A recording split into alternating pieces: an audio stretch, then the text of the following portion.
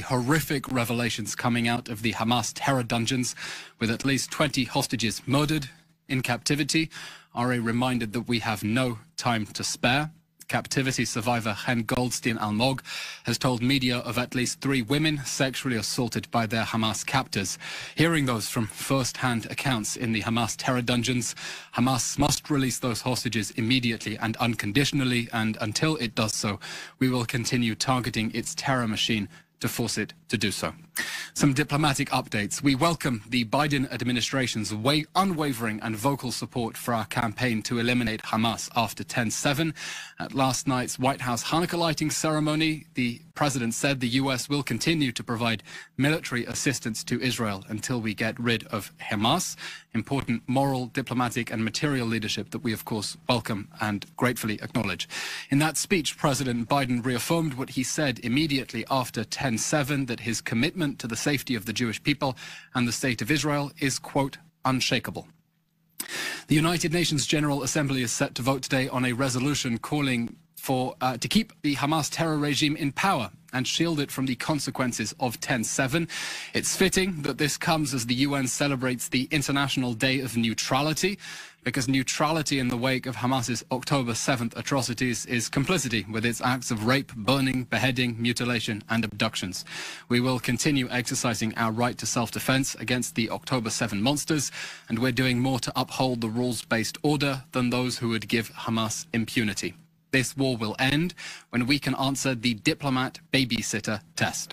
With those diplomats voting to save Hamas's skin at the United Nations feel safe babysitting children in Kfar Aza, Be'eri and Nir Oz.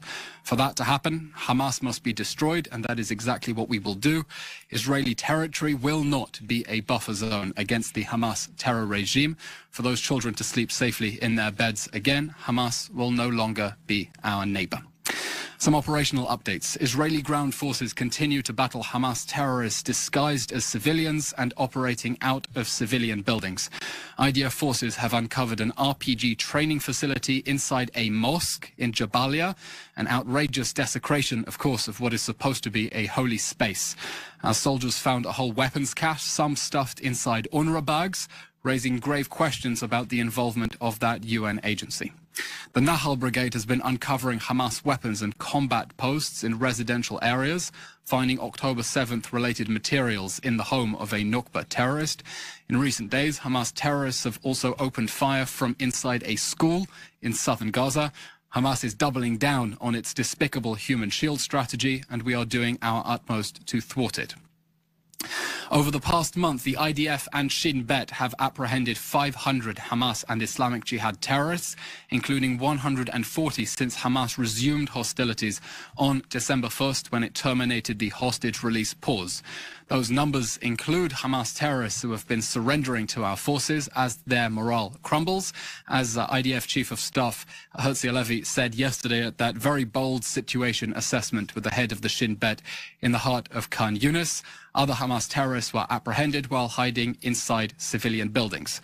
We call on all Hamas terrorists to surrender, and we call on the whole international community to demand that the October 7th monsters hand themselves over to face justice immediately and unconditionally. That's simply the ABC of international peace and security.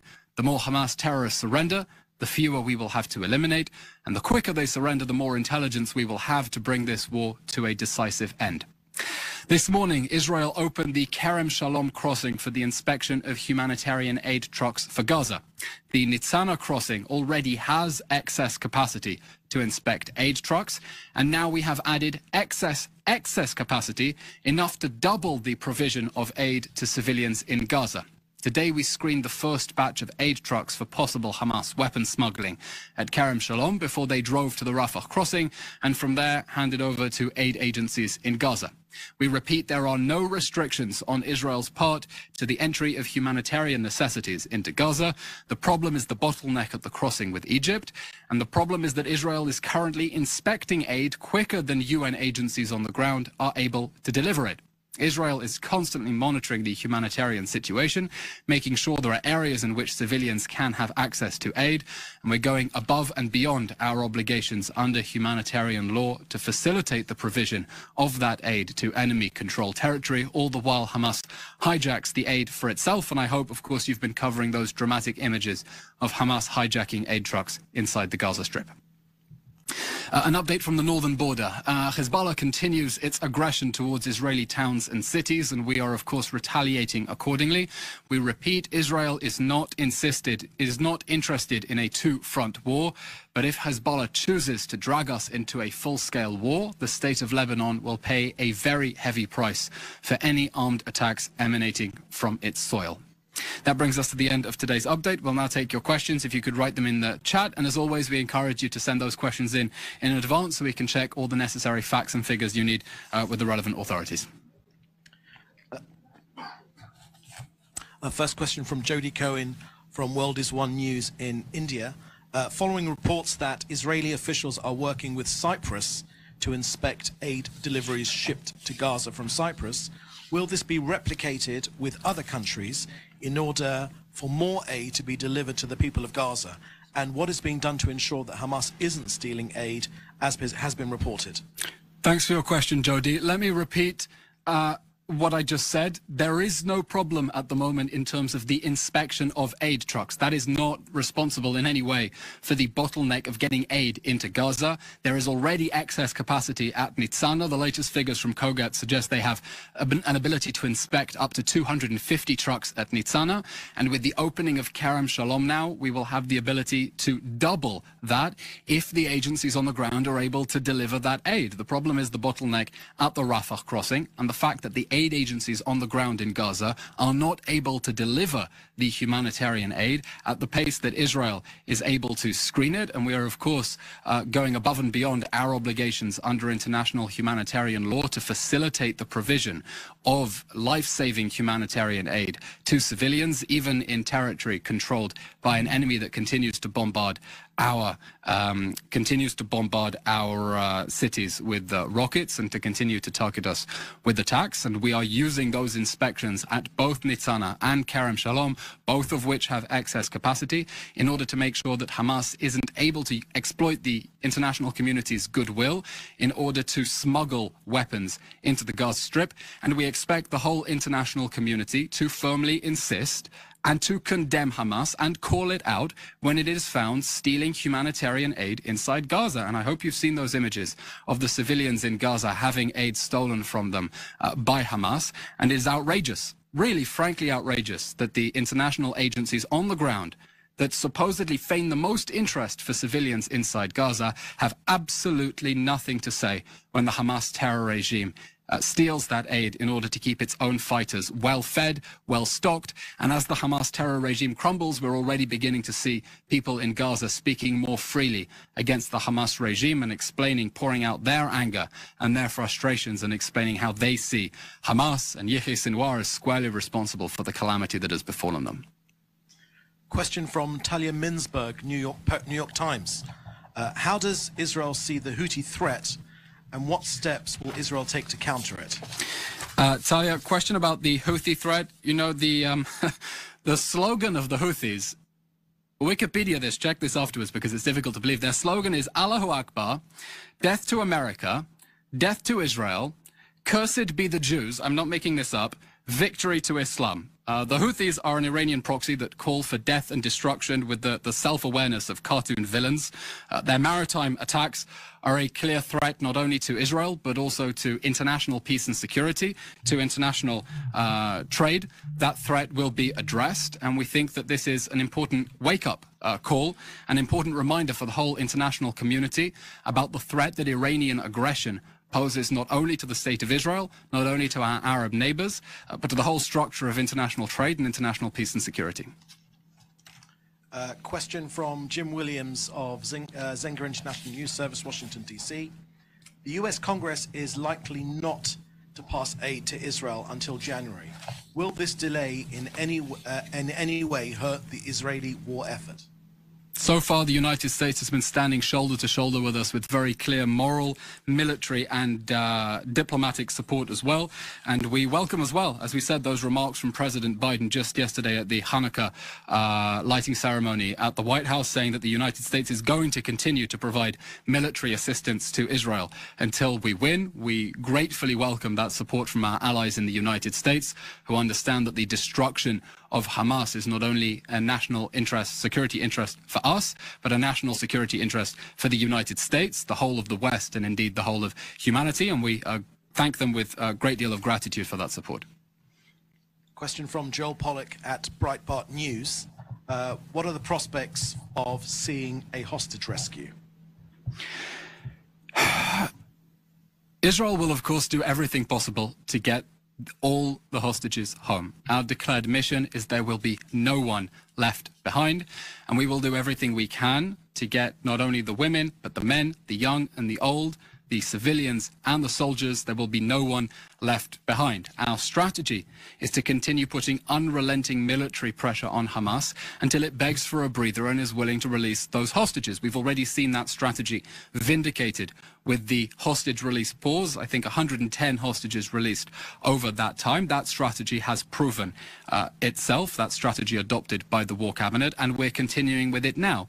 Wherever it is possible to swoop in with special forces and rescue hostages, we will of course try to do that, but I'll draw your attention to an incident just last week. I think it was on Thursday night when we tried to rescue hostages in a mission that was unsuccessful and led to serious injuries to 2 IDF soldiers who had to be cleared for medical treatment. Unfortunately, Hamas has spent a very long time planning and plotting to abduct our hostages. They've prepared for this moment. They're not holding them in a big airport arrivals hall like in Entebbe, where we can just swoop in and pick them up. But wherever an option exists for to rescue the hostages and get them out, we will do that. And besides that, we're continuing with the strategy of unrelenting military pressure on Hamas to get it to release all of the hostages. None of us are free till all of them are free. A further question from Joel Pollack, which is, what is Israel's response to the decision of Harvard University not to dismiss its president despite condoning extreme anti-Israel and anti-Semitic rhetoric? We're not getting into internal politics in the Harvard Board of Governors, but it's important to put for the record, there must be zero tolerance for anti-Semitism. There must be zero tolerance for calls for violence against Israelis and Jews. Calls to globalize the intifada or wage an intifada are calls for targeted violence against Jews and Israelis around the world. We know what the intifada is. It was a wave of brutal suicide bombings inside Israel in the early 2000s that over the space of 4 years murdered as many people as in the October 7th massacre itself. And there must be zero tolerance for genocidal calls for intifada or for from the river to the sea, which would leave no space for the state of Israel calling for the destruction of the state of Israel. There must be zero tolerance for anti-Semitism and for the various manifestations that tragically we're seeing on university campuses. A final question from Jim Williams from Zenga. Follow-up, the US are monitoring what is going on the northern border. President Biden and his team have said that if things pick up, the US will support Israel with the military needed. Do you think it will help calm things down on the northern front? We are, of course, trying to contain the situation, stop the war in Gaza from escalating and spreading to additional fronts, as Hamas has persistently been trying to do since the first moment of October 7th. Our strategy is the destruction of Hamas in Gaza and firm deterrence against Hezbollah in the north. That's why we have the largest ever call-up of reserves. That's why we are responding forcefully to aggression on the northern front. And in that context, we also welcome the 2 American aircraft battle carrier groups that have come to the Middle East in order to send a very clear message to Hezbollah and anyone else thinking of entering this war. In the words of our friend President Biden, don't. Question from Dan Williams of Reuters. Is Israel now requiring that its cargo ships make the trip from Asia around Africa rather than through the Red Sea and Suez due to Houthi threats? If so, do you have an estimate of the expected price hike for imported goods? Dan, I don't have the information at hand to answer your question, but of course the situation in the Red Sea is a clear reminder to the whole world of the threat that the Iranian regime poses to regional and international peace and security. And we expect there to be firm condemnations and action against attempts by Iran to try to disrupt maritime trade and continue its aggression not only against the people of Israel, but against the people of the whole world. Question from Dan Williams, follow-up from Reuters. Does Israel intend to impose a security zone in southern Lebanon in order to keep Hezbollah away from the border? If so, how deep? And would this be enforced on the ground with the IDF on Lebanese soil, or with standoff measures such as a shoot-on-sight policy?